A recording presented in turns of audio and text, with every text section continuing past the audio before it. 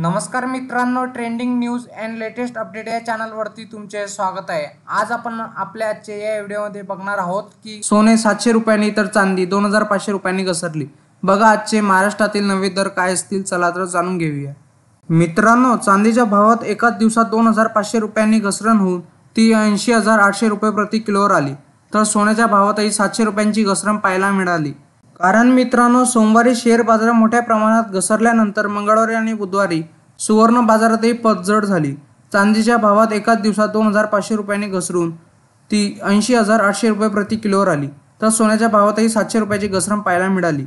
अमेरिकेतील राजकीय घडामोडी, त्यामुळे गुंतवणूकदारांचा कल आणि डॉलरचे घसरत जाणारे दर यामुळे जगभरात चिंता वाढत आहे। कारण मित्रांनो, 2 दिवसापूर्वी जागतिक पातळीवर शेअर बाजारात घसरण झाल्यानंतर MCX वर सोने चांदीचे भाव गडगडले होते। मात्र प्रत्यक्षात सुवर्ण बाजारामध्ये सोने भाव केवळ 100 रुपयांनी तर चांदीचे भाव 200 रुपयांनी कमी झाले होते। त्यामुळे सोने 70,700 रुपये तर चांदी 83,300 रुपयावर आली होती।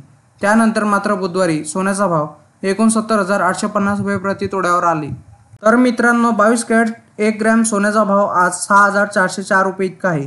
तर 24 कॅरेट सोन्याचा भाव आज 1 ग्रॅमचा 6,985 रुपये इतका आहे।